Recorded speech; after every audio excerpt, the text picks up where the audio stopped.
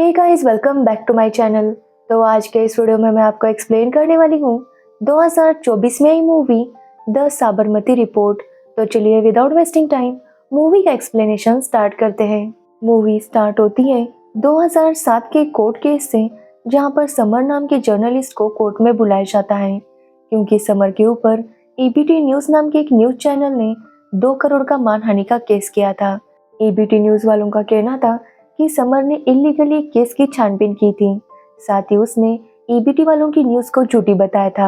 अब ये सब सुनने पर समर जज को बताने लगता है कि उसे पूरा यकीन है कि ईबीटी वालों की न्यूज झूठी थी।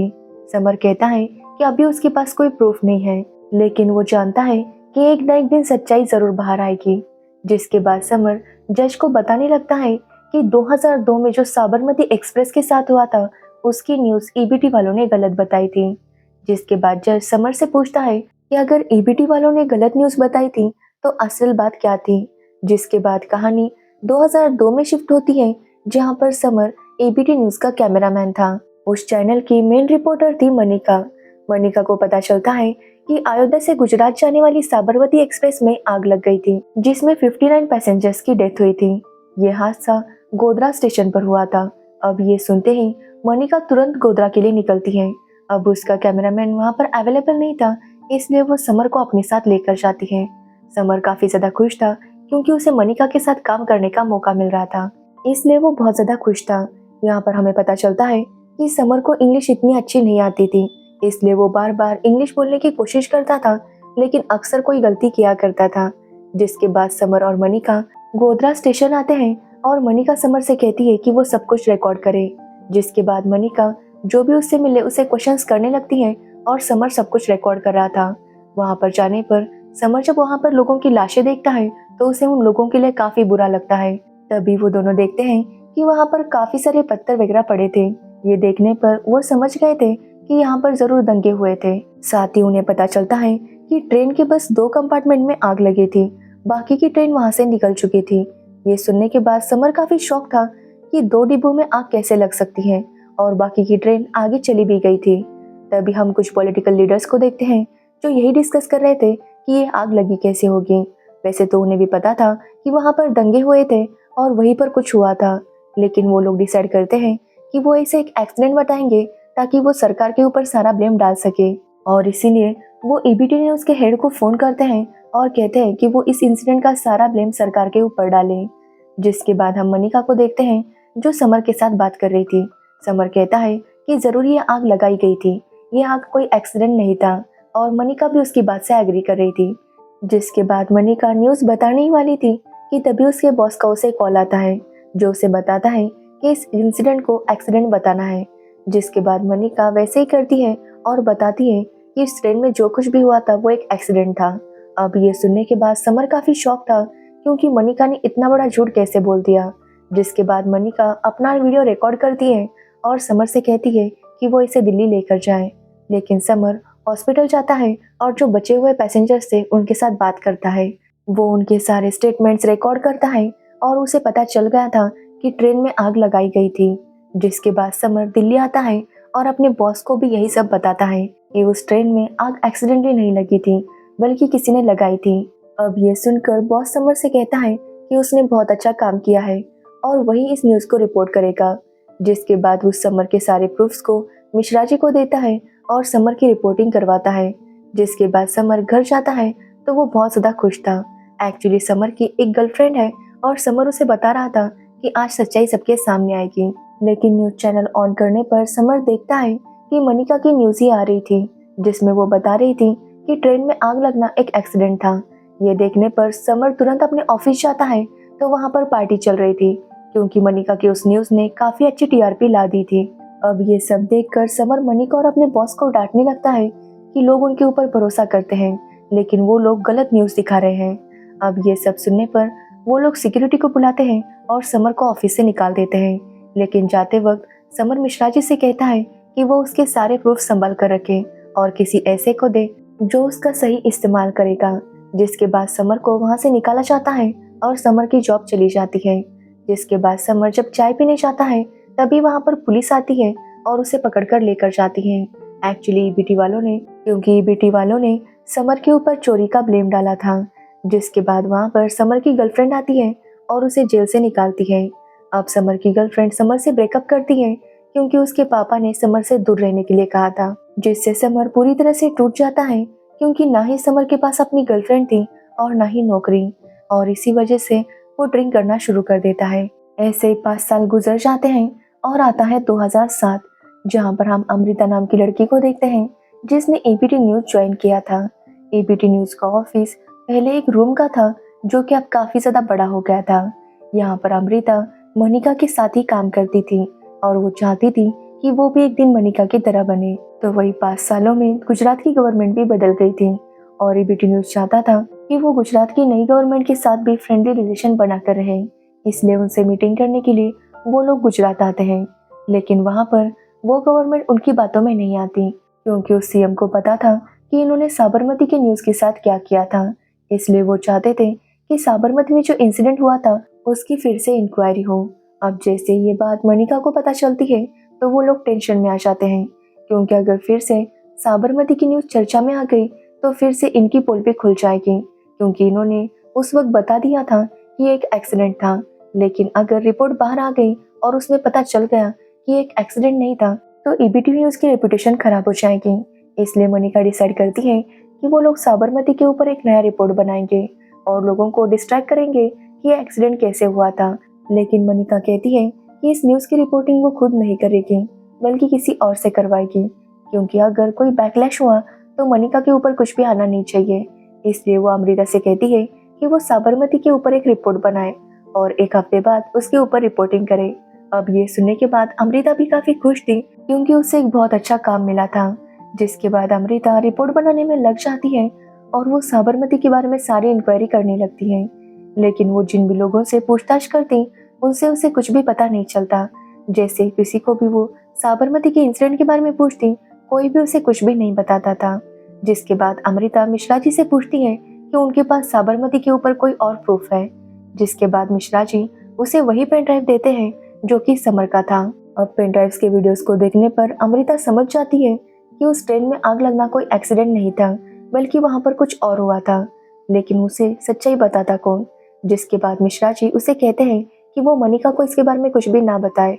जिसके बाद मिश्रा जी उसे समर के साथ क्या हुआ था ये सब बताते हैं और अमृता से कहते हैं कि वो समर से बात करे, वही उसकी मदद करेगा।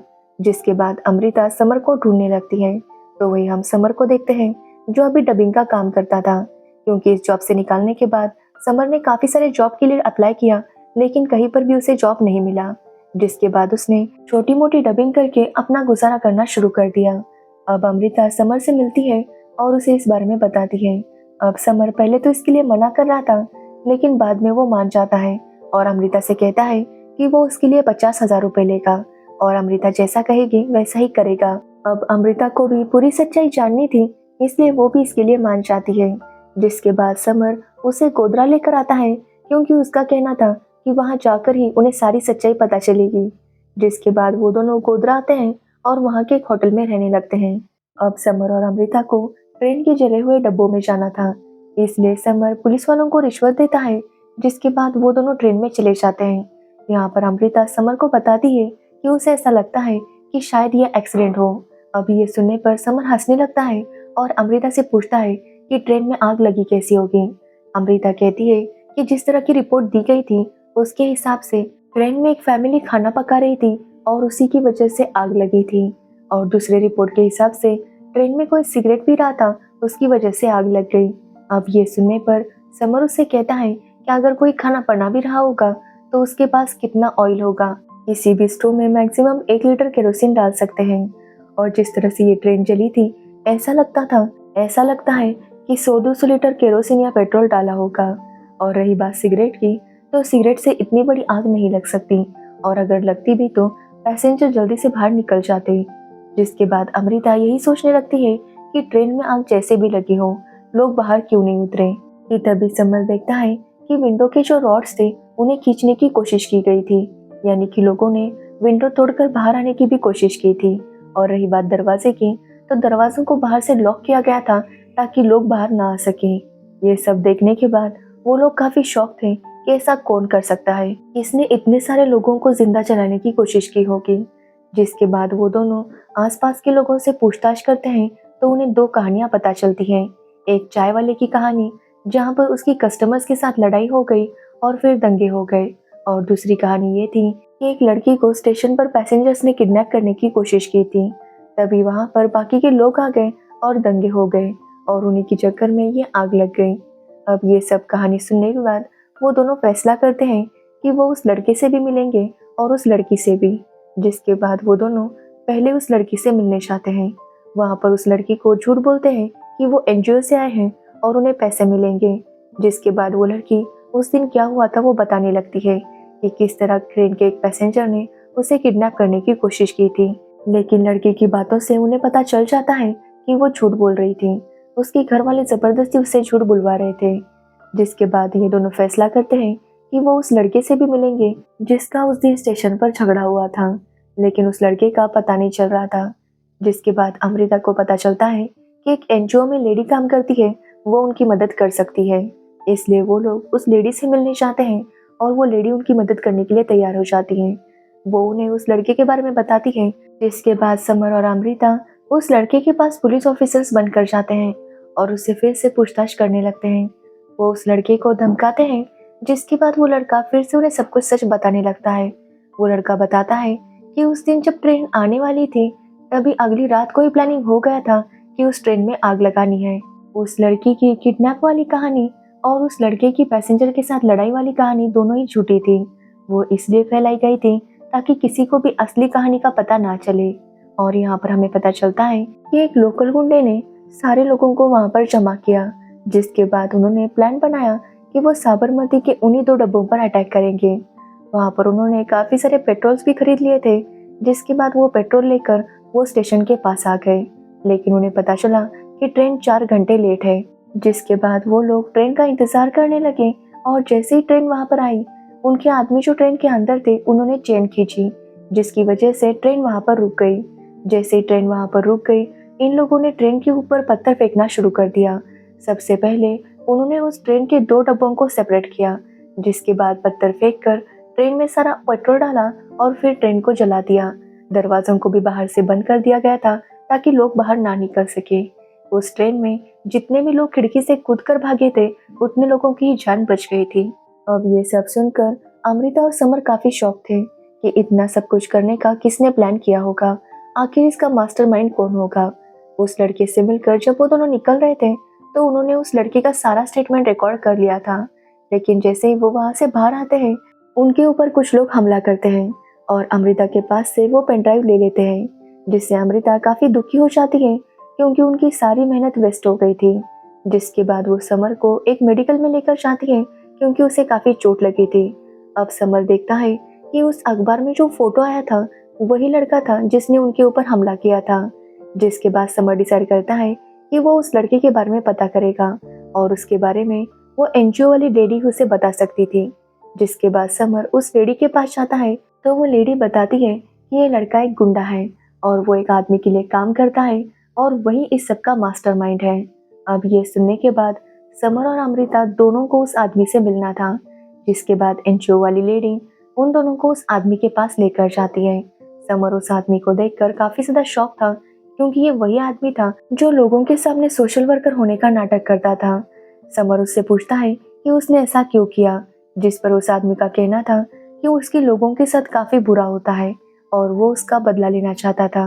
अब ये सुनने पर समर उस आदमी से पूछता है कि क्या उसके लोगों को पता है कि वो उनका बदला लेने के लिए ये सब करता है। क्या कभी उसने अपने लोगों से पूछा कि वो ये सब चाहते हैं या नहीं। अगर उसके लोगों को पता चल गया कि उसने इतने मासूम लोगों की जान ली है तो वो खुद ही उससे नफरत करना शुरू कर देंगे। समर कहता है कि वो उसकी सच्चाई बाहर ला कर रहेगा। समर उस आदमी से कहता है कि उसके पास मौका है तो वो यहाँ से भाग सकता है, क्योंकि जब उसकी असलियत उसके लोगों के सामने आएगी तो वो खुद ही उसे मार देंगे। जिसके बाद कहानी प्रेजेंट में आती है जहाँ पर समर कोर्ट में था और जज को ये सब बता रहा था। समर जज को बताता है कि अभी उसके पास ज्यादा कुछ प्रूफ नहीं है, लेकिन एक दिन सच्चाई सबके सामने जरूर आएगी। अगर वो नहीं ला सका तो कोई और लाएगा। कि तभी हम अमृता को देखते हैं जो अपनी न्यूज़ टेलीकास्ट कर रही थी, जहां पर वो साबरमती की असली कहानी लोगों के सामने लाने वाली थी। लेकिन तभी वहां पर मनिका आती है और उसे रोकती है। वो उसे कहती है कि वो उसके चैनल पर ये सब नहीं कर सकती, जिसके बाद मनिका जॉब से रिजाइन करती है। अब ऐसे ही कुछ और साल गुजर जाते हैं और आता है 2017, जहां पर हम समर को देखते हैं, जो एक नए न्यूज चैनल भारत न्यूज पर आता है और असलियत में गोधरा में क्या हुआ था वो लोगों को बताने लगता है। यहाँ पर हमें पता चलता है कि अमृता भी उसके साथ ही काम करती है और इतने सालों बाद लोगों के सामने सच्चाई आती है। समर कहता है कि न्यूज वालों को लोगों को ये बताना चाहिए जो असलियत में हुआ था, ना कि ये जो उनका बॉस कहता है।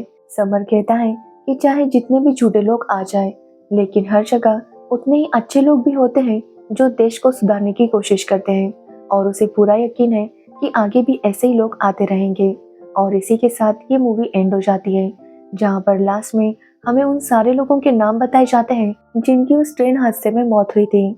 और हमें ये भी बताया जाता है कि 2024 में राम मंदिर का इनॉग्रेशन हुआ था। अब इस साबरमती ट्रेन के इंसिडेंट में राम मंदिर के इनॉग्रेशन के बारे में क्यों बताया गया, ये मुझे समझ में नहीं आया। तो ये थी द साबरमती रिपोर्ट की स्टोरी। अगर आपको इस मूवी की स्टोरी और मेरा एक्सप्लेनेशन पसंद आया हो तो वीडियो को लाइक, कमेंट, शेयर जरूर करना और मेरे चैनल को सब्सक्राइब करना बिल्कुल मत भूलना। Thanks for watching video.